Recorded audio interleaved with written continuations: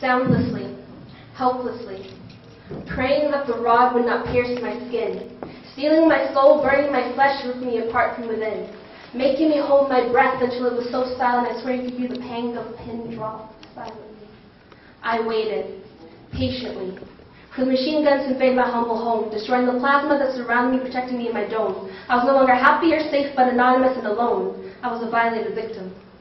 They ripped me away from my false sense of security, lied to my mother saying they bring freedom and continuity to the life she'd always led. And so I waited, anxiously, for the machine guns to end, realizing that I was not the forbidden fruit, as I was not desired but despised. I was a burden, and so I struggled, knowing full well that attempting escape would be futile, wishing that somebody like God had just sent me to live in exile because at least I would have been given the option to live. Those unforgivable beings attacked my mother and ripped out her bastard spawns. They prevented us from seeing the sunrise, the sunset, the dawn. They stole our senses and they stole our rights. They stole her sanity, her dignity, and they stole our lives. Our heartbeats amplified 1,000 times in our ears, competing with our screams of horror to be heard, and all we wanted was just to be heard.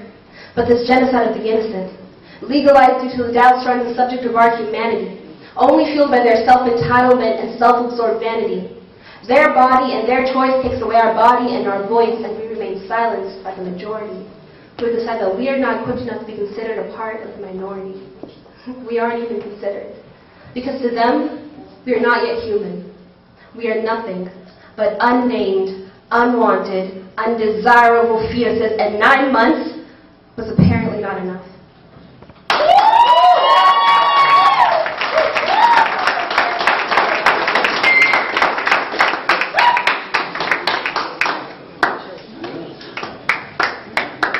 Good poem, good poem. It's a good rhythm. I think it could have been better if you were a little bit more enthusiastic about what the poem and when you were expressing it. Yeah, that's what I would say. Yeah, I thought it was lovely. Again, your subject matter it amazes me. I think it was way better than yesterday. So keep doing your thing. I thought it was awesome. Jimmy, that was good. The subject matter, I think you handled it pretty well. I kept guessing. I kept trying to figure out what you were talking about, and it was only until then I was like, I think she's talking about abortion. And I like your technique. You're not overusing the rhyme. Some poets like to overuse the rhyme, but it was very punctuated, awesome.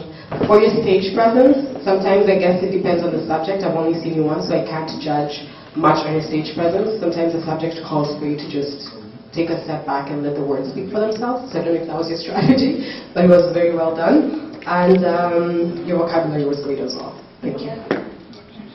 Yes, it was very good. I really liked the way you used your words. They were really profound, and your rhymes were not too much overly done as well.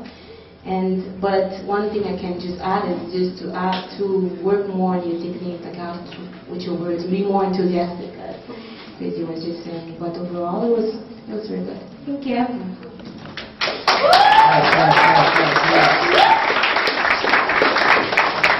Great. That was great. I like it very much.